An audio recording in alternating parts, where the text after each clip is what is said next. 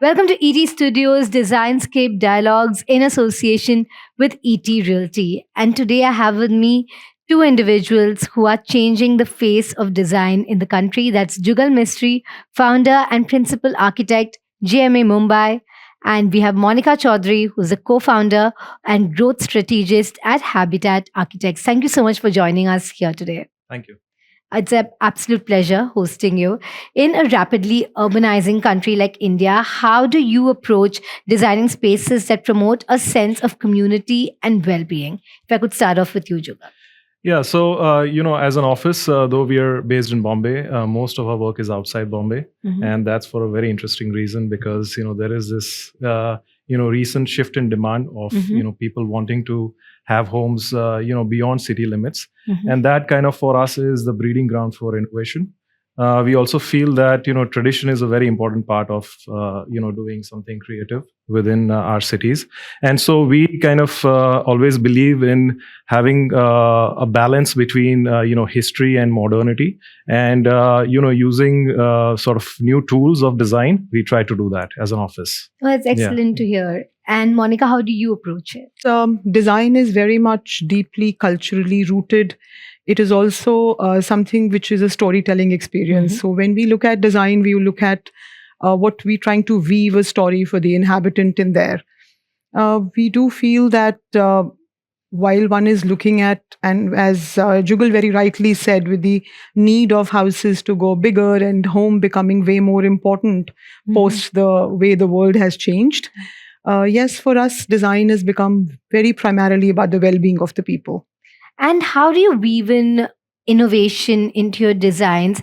And how important is it for you to embrace new technologies? To integrate technology is very important to us. We are people who believe in technology, number one. Two, we also think in today's time that is important. And to innovate and think more and to do something on a very global perspective, we do think technology really goes hand in hand with innovation. Absolutely. And Jugal, how do you approach it?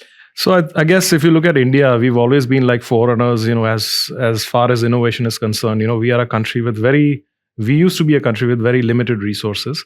And now, look at all the technology that's available to us, right? So we feel that, learning from the past and trying to, think ahead, blending the two is, I think, a good opportunity for us. And I think it's also for architects, it's a good way to kind of to show our creativity, in various typologies of projects that we do. And when it comes to the changing climatic conditions of the country, Yeah. how have you found design changing in tandem with that? Yeah, so a lot of our work is like on the coastline of India. So Mhm. we do a lot of tropical homes, Goa, Alibag, where there's crazy demand right now. And so as an office, we are always kind of dabbling into these traditional, building forms. Back in the day, we used to have, sloping roofs. We used to use these Portuguese tiles, to kind of climatically control a building or to save the house from extreme rainfall. So for us, these are the kind of design elements or the fundamentals of architecture that become opportunities to kind of reinvent, right? So like, for example, one of our projects, Telado, which is, which is kind of completely based around this parabolic roof, is a modern interpretation of a Portuguese roof, where we've created this whole concave and convex surface that kind of saves the house from extreme sunlight from the west and extreme rains, and also kind of provides a nice patio experience within the villa. So there are, I think, endless opportunities for us as architects to kind of, interpret history into modern times. Absolutely. Yeah. That's lovely to hear about those examples that you've executed. And Monika, how have you found the designscape changing with our climatic conditions?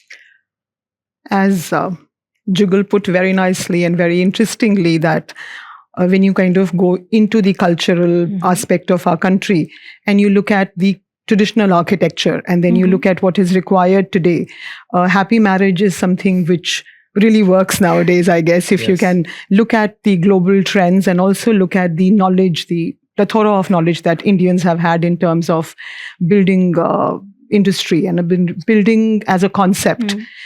So I do feel as a firm, we try to look into, and we also encourage the use of a lot of traditional architecture. We like to combine that with what we feel is very relevant today, and trying to put technology, history, and the new way of thinking today is that we really think that's the way forward, and we enjoy doing it. And houses, yes, have no end nowadays. People want to, they have started thinking. I mean, we never thought residences were taken that seriously, say about 20 years back. Yeah.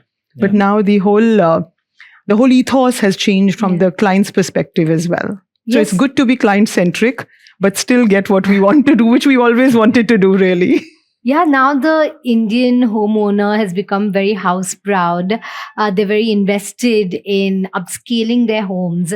What is one design element that you find Indians particularly gravitating more towards in recent times? Monika, if I could start with you.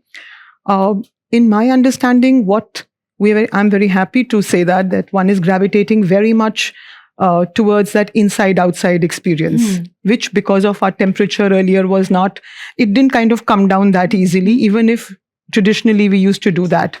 But now I do personally think that, yes, the inside-outside experience, that continuum of space, which gets the exterior to the interior, interior to the exterior, it quite blends in. That's very true. In fact, I just saw a friend move their den and the bedroom in order to incorporate their balcony in a better manner into the community space. So absolutely, that's a shift that we're seeing. What about you, Jugal? What are you witnessing? So, I think we are in a kind of a golden period, in terms of client architect, interface, because, like I'm a minimalist, I maybe prefer one color. And, it amazes me how open clients are today to textures. Speaking of design element, I think a lot of the projects that we see coming up, are kind of fairly textural. People are open to experiment color. We just recently finished a project called Baya. These are 6 holiday homes again in Goa. And all the villas are like peach in color with blue windows. So that was like a very bold statement, coming from, it's one thing to kind of tell your client, okay, your building is going to be pink. And it's a different kind of ball game to actually execute it, and let it be appreciated, right? So I'm seeing a lot of encouragement as far as playing with building surfaces, building textures is concerned from clients. I did not know you're the designer behind Baya, so coveted in Goa currently. So congratulations on that.